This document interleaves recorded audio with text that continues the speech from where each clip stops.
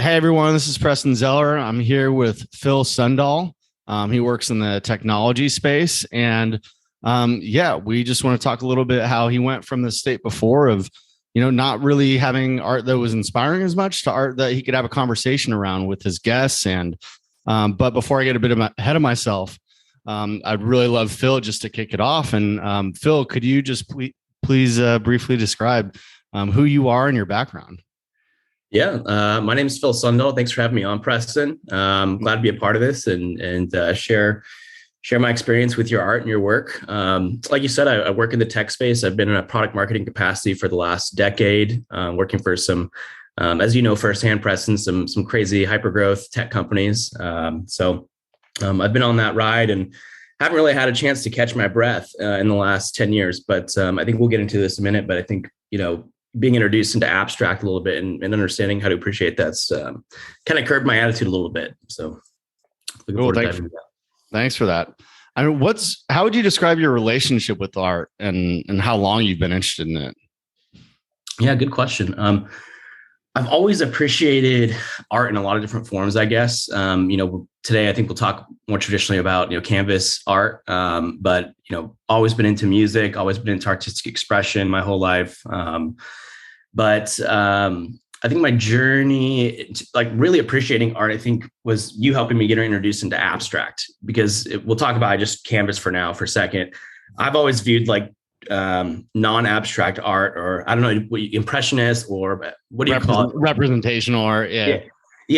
I've always appreciated like the skill that's gone into that. But for me, I've never been someone that has I've never been able to look at a painting like that and derive like my own meaning. I feel like it's already been sort of prescribed into the painting, like the set and setting and the picture and everything. So it's kind of is what it is. But what I really enjoy about abstract, though, is that it's different for everyone. And so when I look at an abstract painting, it actually provokes thought for me and makes me think about what it means to me or how I'm interpreting it, which I don't get from a lot of other art. So that's sort of what's got me interested in abstract and why most of our rooms now have abstract paintings on the walls.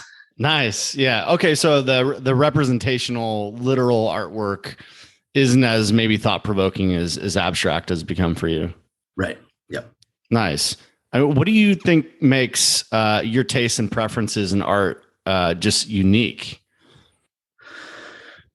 Yeah. So, I mean, this, Preston, but I've been an adult with ADHD, my entire life, child ADHD. I was one of those fringe cases, right? That was on like the bleeding edge medical trials of the new Adderall or whatever it was. Right. And so I've always had a really short attention span. I always had really low, but like just adrenal levels. Right. And so,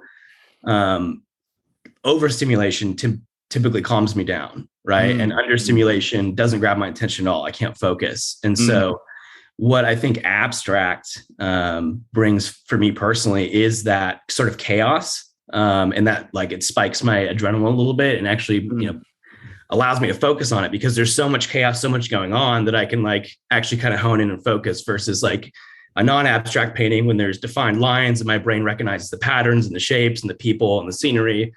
It doesn't interest me as much. Yeah, that's so I didn't know that. So it's kind of like, so looking at a literal artwork feels a bit more just like a photograph than as opposed to something that's nebulous. Exactly. Like my brain looks at it and says, I know what that is. Nothing interesting, out of the ordinary. I always think about like ADHD and like the hunter-gatherer days, right? When like you wanted to have like really fast, like, be able to recognize something's a threat or not, and then move on to the next thing. Like I'm kind of like that with life a little bit, which is why I take on really challenging work for the same reason. But abstract makes my brain kind of stop for a second. What is this? Let's assess it. No, that's really cool. I mean, so what were you doing before we got connected? I guess, was there a life before tech? It's a good question. Or even like, how you were maybe even enjoying art before that. Yeah. I guess my first sort of, appreciation for art would be with my brother with photography. So, he, his situation, he had an interesting upbringing, a little bit different of a guy. And his obsession became photography and videography. And, when we were younger, I remember taking, like family Christmas photos. My brother was maybe like 10 or 11 at the time. And, we wanted him to take the photo. It was kind of his thing. He knew all about the aperture and how to set up the lighting and angles. But I just remember we all were so frustrated with him because he would take 20, 30 minutes to like set up this one shot. He was like such a perfectionist. Right. Yeah. And we were like, hey, come on, just put the timer on, get in here, take the photo. Right. But he was always just like, no, like it's not right yet. I got to do this and this. And, it took me a few years of him doing that to realize like how much of a difference those things really made and how much of an art it really was, not just like a hobby or obsession for him, but truly like his own personal form of art. So learning how to respect like all those little intricacies and all the time he puts in, I think started my appreciation for art, or just, how much it means to the individual. Yeah. No, that's a really good point. And just that you can there's a reason why people are meticulous about, the way things look and they're all set and all that kind of stuff. Right. Different kind of being meticulous. I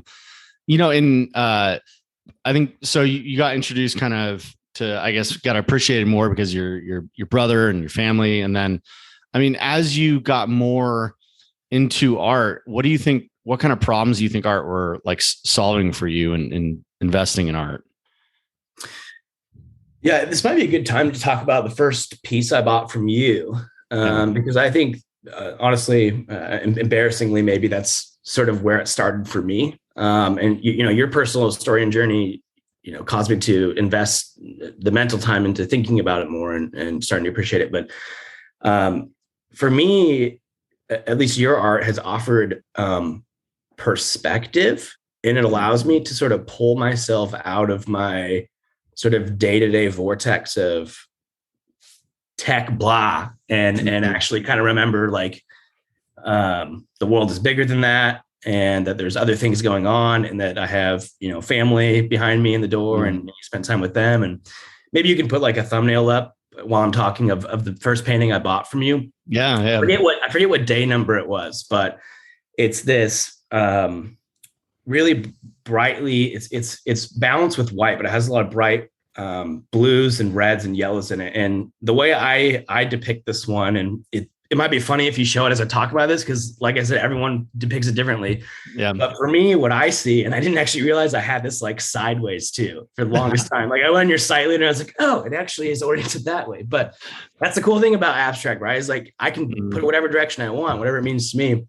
But for me, what I see is just like this chaos of colors and things going on. And in the middle of this painting, what I see is a skyline, a city skyline. Like it reminds me of like downtown Portland. And when I see city skyline, I just think about like the nonstop work that we do, the grind that we're all on, just like the constant building and improving, and just like the human nature of always like working to make things better or bigger or taller, or just, industrialization, globalization. So it just feels like work to me.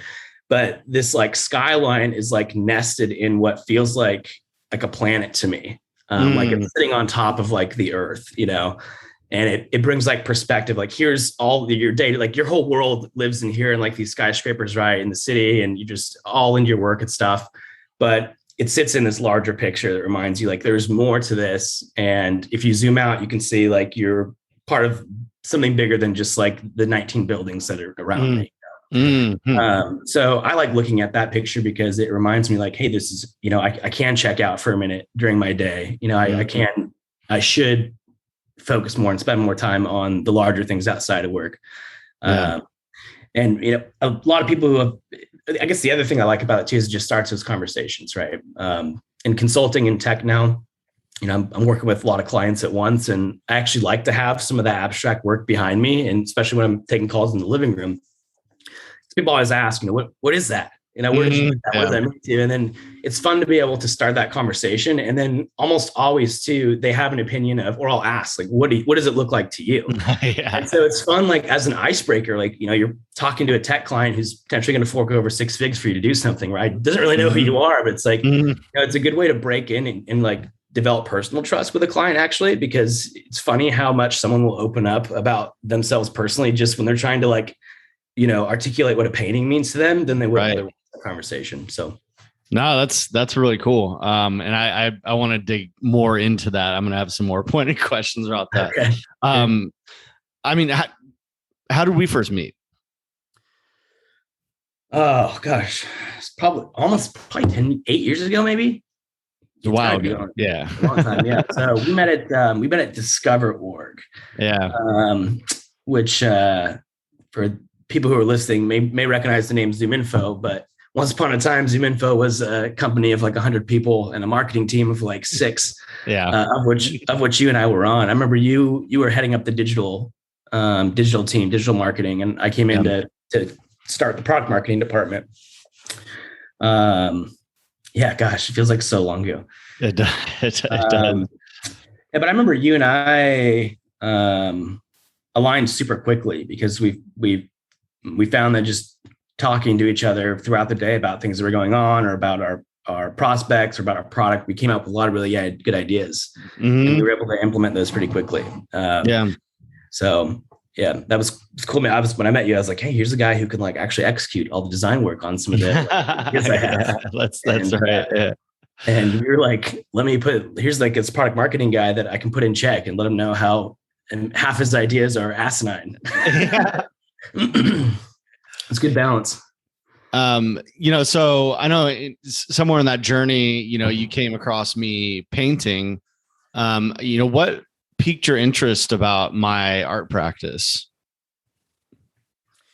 I think initially what piqued my interest is, you're one of those rare individuals that actually has like an outlet outside of work that you are like really passionate about and always found time to work on. And that's something I struggled with, whether it's like a podcast or like writing a, journal or a blog or whatever it is that I like to pretend is like a spare time project. I have always had so much, I've struggled to stick with those and really like find passion in them and do them every single day. But it was effortless for you, and you like it energized you to do this like after work. And so that's, I think, what initially stuck out to me is like, hey, this guy's like really into this. Let me, I'm intrigued. Yeah. No, that's cool. I mean, so what in us working together and you getting your first painting, what results have you seen? I know you talked about the painting acting as like an icebreaker for your, video conversations. What else, what other kind of results have you seen through just, us working together on that? I feel like I'm starting to get more of an eye for painting too. I guess just by way of having them around and looking at them now when I'm, in a gallery or talking to other artists or at the store, whatever that's selling prints, I really enjoy being like, hey, Hannah, check this out. You know how this texture was made? I'll talk to her about, like the little cardboard stick you'll use or whatever. And so, outside of it just being a good addition to the house, a good conversation starter, something I can appreciate personally. It's grown my interest in art just overall. And so I feel like I'm actively seeking out different art, and I'm more naturally inquisitive too with people. Like for last week, I was talking to you about another artist that I met who he doesn't do abstract. He does sort of photorealism, scenery and stuff like that. But, I just, before, you and I started working together and talking about art, I think I probably would have said something like, that looks really cool, man. I can't even tell that tree's fake. Right, but now I'll look at it and I was like, wow, like, this landscape here has like a really lot of dark blues and purples. And like the sunset here feels a little gloomy. Like, how are you feeling about this? Or like, were you there? Have you had an experience there? And so it's cool being able to sort of have a higher level art conversation with people. And unlike before, artists now like, are interested in my questions and are energized to like tell me more, because I think they can see that I'm interested in it and like I respect more than just what the painting is, but I want to know more about them. That's kind of been a core shift for me with appreciating art. Is not just learning how to better appreciate the art, but being more inquisitive about the person, how they did it, like what their mindset was. Yeah, so it's kind of inserted you into this facet of life that you didn't otherwise consider yourself necessarily very interested in or a part of. Right. Because it was always about the just the art piece. But Mm. you with your situation personally, and like, with your brother and how this project meant to you personally, like that I think helped me bridge the gap between, not just the consumer and the art, but the consumer and the artist. Yeah. Well, yeah, maybe. And if you could elaborate on that a little bit more, because I know you know my story well. And, one of the things that you've mentioned to me in the past is how you'll have people over for dinner or something. And due to the meaning of the painting, it kind of opens up new conversations. Can you tell me kind of about that? Yeah. I guess one in particular, I think what I mentioned to you was, we had, I think it was Thomas and Katie, a couple of our friends over, this was a Friendsgiving that we did recently. And we had, I forget which one we had on the wall. It was the blue. I need to put like the date, the numbers. That you've made it difficult for me in naming the paintings that I bought from you by numbers. Yeah. I've got day 361 over here. We'll work on that. Yeah. But they asked about the paint, like, where'd you get this? And it's funny, like, and this is something with abstract that happens a lot.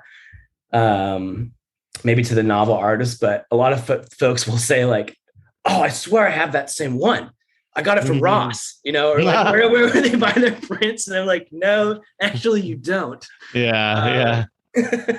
Back here in the other room, those are the Ross ones. No, so it's fun. It's fun at first to like tell people that no, this is like, this was like an original, right, from mine, and I love to go into the story of how you use these paintings to process your grief, and people really align with that, and I think people are really hungry to talk about grief that they're going through too, and talk about how they're working through it.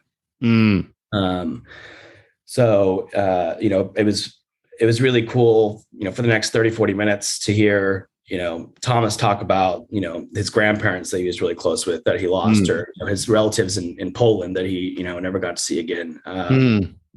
And Katie going through some challenges with her brother and talking about how she's dealing with grief. I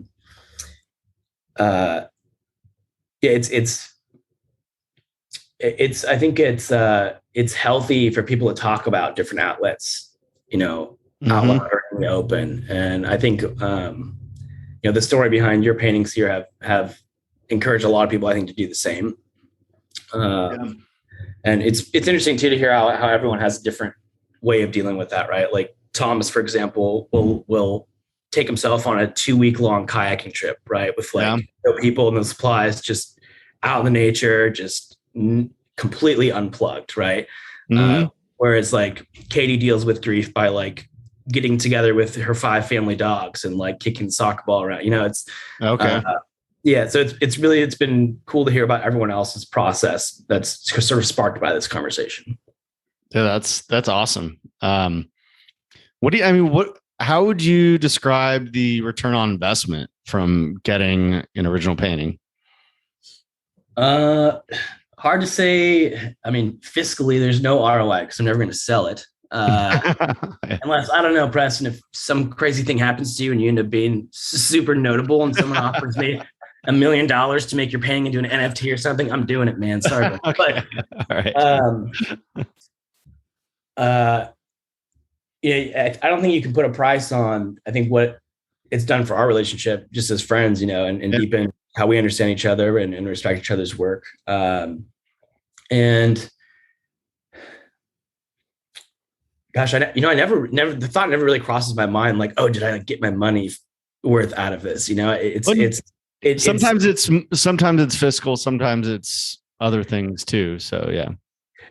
I mean, I think it's paid its way back in multiples, just in, I think, the conversations that it started, the new conversations with old friends that wouldn't have been open before. So like growing or maturing existing relationships with, I think, a new conversation piece like this is really interesting. And I got to say, it's been such a good icebreaker with new clients that I have to put, I guess, a little bit of fiscal ROI on it, because it's just, it's a new way to start a conversation with someone. it made me realize how mundane I open up conversations with sometimes. Oh, how's the weather? Yeah. You know, oh, it's cloudy there too. That's great. Yeah, clouds here. Yeah, yeah. Typical stuff. Are you still sitting inside too with Coke? Yeah, yeah, me too. Yeah, you know. So it's just it's hard to put a price on that on just changing the way how you open with people in general.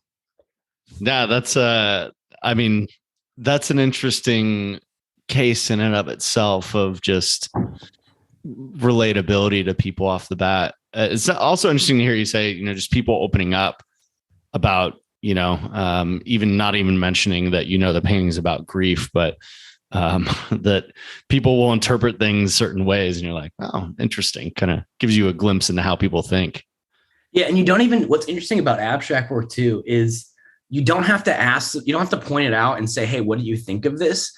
I think as humans, we like patterns. We like predictability and we like to make sense of things, right? Like our brains are wired to just make something concrete that's not, so we can make sense of it and recognize patterns, right? And when you're faced with something that doesn't have any repeatable patterns, that is chaos, and you can't make sense of, you don't have to ask someone, hey, look at this, what do you think of it? They go into the room and they look at it, and like immediately their brain wants to make sense of it. And so unprovoked, a lot of times people will be like, oh, I see this. So it's like almost like their brain is frustrated.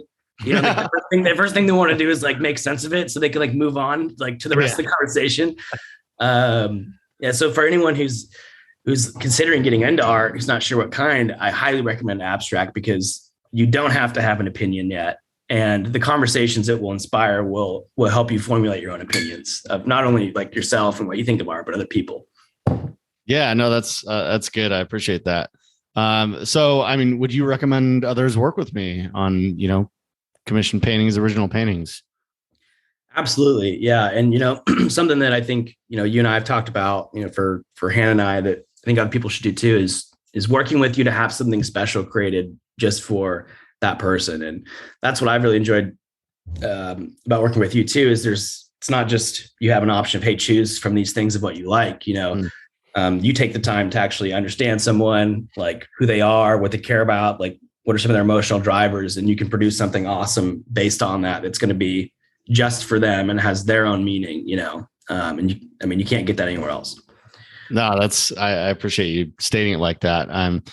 For someone listening, why do you think they should take action right now versus waiting a year or 2 or 5? Because, I would say, how do you justify delaying learning something new about yourself or growing yourself more? I think the sooner that you do that, and it's larger than just an art conversation. It's investing in yourself, right? Or growing yourself, whether that's reading books, whether that's learning to appreciate art, whether that's picking up an instrument. Yeah. Of course, it makes more sense to do it now instead of a year from now or 2 years from now, because it just gives you a longer runway to grow more. Yeah. How do you think that growth has an impact on people's lives? That personal growth?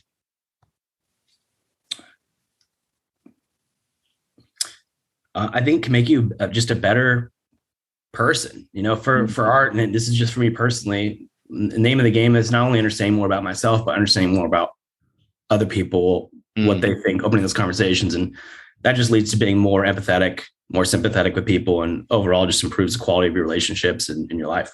Yeah. And that's like, I think everyone's always striving for that. How do I make my relationships better? Yeah. I don't think I'll say something too, for like someone in tech, you say you've got a couple extra bucks and some extra time, this winter or this spring or something. It's like, yeah, sure. You can go and get yourself a Marketo certification or something like that, right? Where you can add that to your LinkedIn, and now you can say that you can build reports in this new tool, and you can get 10 more grand a year, or you can invest in some art or something and learn more about yourself, learn how to be more expressive, learn how to connect with people in a different way other than through, Marketo reports or something like that. Right.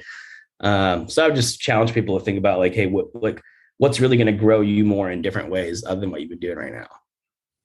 Yeah. And I think that's pretty applicable to, kind of a lot of different situations, right? It's just what I think you're saying is just generally speaking, we should be becoming, how am I growing? Am I becoming a better, version of myself, versus kind of remaining in this stagnant area, which can be, kind of scary too.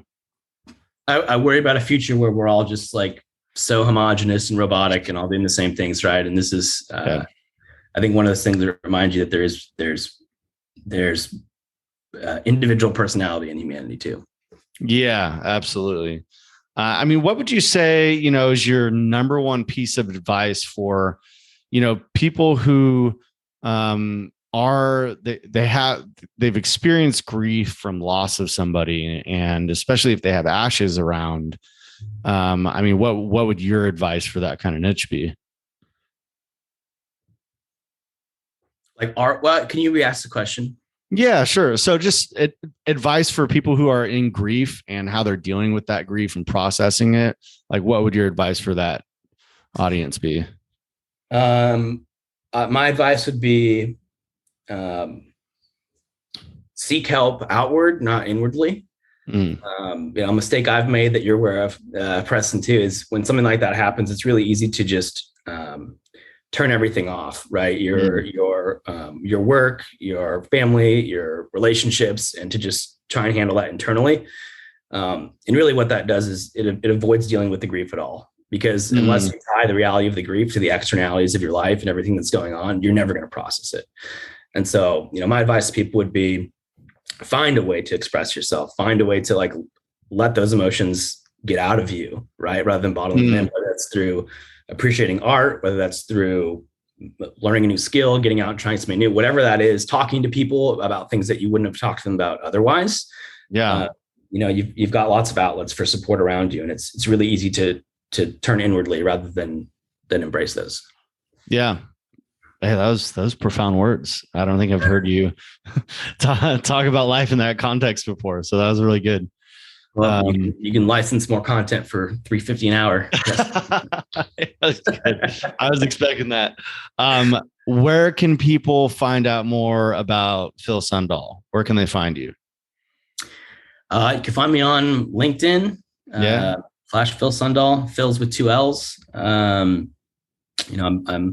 always consulting part-time on go-to-market strategy and bringing new products to market. And so if you want to talk about abstract art and build audience and messaging maps at the same time, I'm your guy.